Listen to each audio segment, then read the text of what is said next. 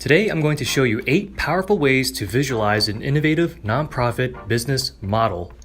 The nonprofit version of the canvas is a great way to come up with fundraising ideas or pinpoint troublesome areas in your nonprofit. You can also use this to inform your future strategic plan. Even though there are countless versions of the canvas online, the nonprofit version stays true to its roots by not breaking the flow. And so that brings us to tip number 1, the flow. The flow shows how all 9 blocks are connected. It's the visual logic of how you create, deliver, and capture that value. Imagine the left side as the operational level and the right side as the engagement level. We sometimes call this the backstage and the front stage. The backstage is how you create the work. That is, key activities, key resources, your key partnerships, and your cost structure. And of course, your social value proposition, which is your unique take on how you're solving the problem. If you're a Simon Sinek fan and his concept of the golden circle, you could also call this your organization's why. Why do you do what you do? What's your unique take on the problem? What are your programs and services? The front stage is who will receive the benefits or who will co-create the value with you. Your co-creators can include beneficiaries, various audiences like stakeholders and volunteers who are linked by the type of relationship that you wish to establish with them, the channels in which you'll reach them, and the type of outcomes you will produce from those relationships like financial outcomes and non-financial outcomes. Put it all together and you get the flow. Tip number 2, visualizing costs and rewards. Remember that what you earn at the engagement level must go back into the operations side. That would complete the flow. Some mission-related canvases leave out revenue streams, and as a compromise, I labeled this outcome streams and further divided it into 2 categories, financial and non-financial. Whether you want to exclude revenue altogether and just talk about mission metrics, that's entirely up to you. But to be honest, you can't talk about the flow of resources without talking about money one way or another. So I'll leave it up to you. Examples of financial outcomes include donations, grants, sales proceeds, one-time transactions, and recurring transactions like memberships. Non-financial outcomes are really about how you measure change, like mission metrics, and evaluation standards like behavior change, social impact, and mission-related milestones and outcomes. Remember that financial outcomes will fund your various costs like salaries, office rent, facilities, maintenance, and overhead. Use this to understand your margins and to discuss break-even issues in your business model. Tip number 3, outcome streams. Here's a way to ensure that all your outcome streams make sense. First, label your co-creators. Second, your value proposition. And third, your outcomes. Let's use a local botanical garden as an example. Here, we're going to focus on 2 audience groups. You want to ask, what's in it for them?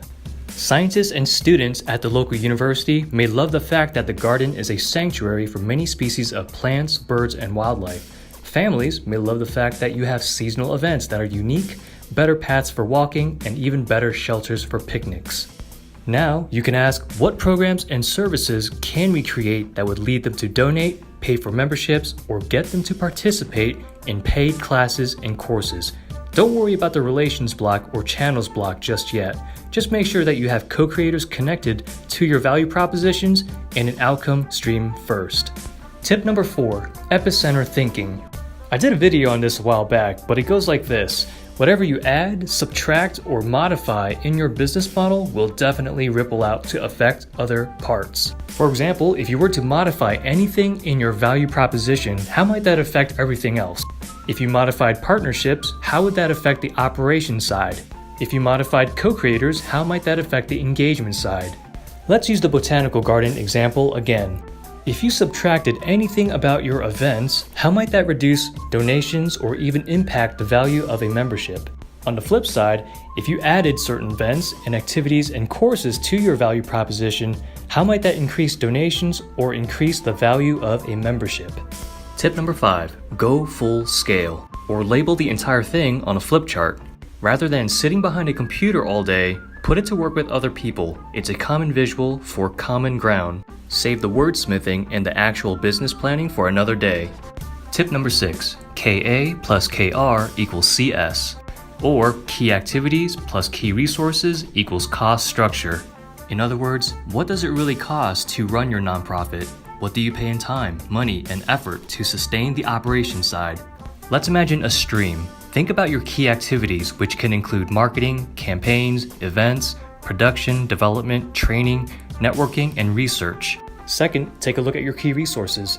This can include physical resources like equipment, facilities, IT infrastructure, intellectual resources like your house file, customer databases, human resources like staff and contractors, and financial resources like your loans and lines of credit. Once you have those filled out, it should give you a better idea of what the cost structure is really like. Once you look back upstream, it should all make sense. Tip number 7, SWOT charts, also known as strengths, weaknesses, opportunities, and threats. So one of my least liked videos came from me dissing SWOT charts for nonprofit strategic planning. But I find that SWOT charts can be a decent method if you've already done your research and that the facts are grounded in reality, meaning that you've tested your assumptions as much as possible. There are 2 ways you can go about this. 1, you can do a SWOT chart on a particular troublesome area, or 2, you can just do a SWOT chart on the entire canvas in general. Once you've diverged on opinions, create an action plan on how you might improve. Tip number 8, ERRC, better known as the 4-action framework: eliminate, reduce, raise, and create. Here's a reality check. You're most likely not the only nonprofit doing this line of work. If you want to put Blue Ocean strategy to work, just ask these questions. What factors can you eliminate that your industry has long competed on? Which factors should be reduced below the industry standard? Which factors should be raised above the industry standard? And which factors should be created that the industry has never offered before? And when I say industry, I mean nonprofits who are in the same field as you. These questions are tougher than you think, so take your time. Remember that you want to make changes that enhance your outcomes as much as possible.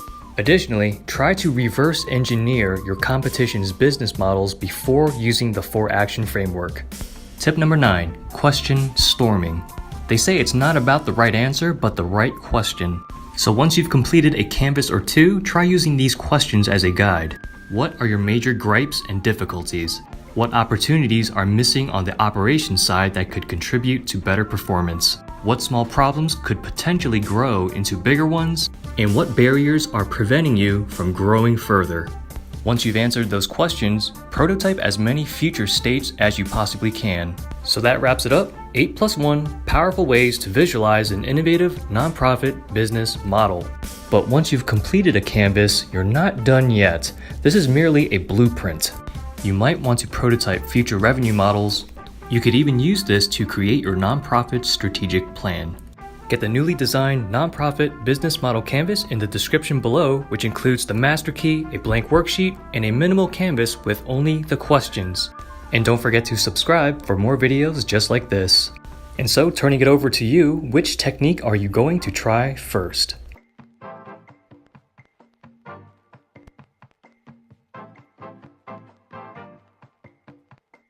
Milhouse Records.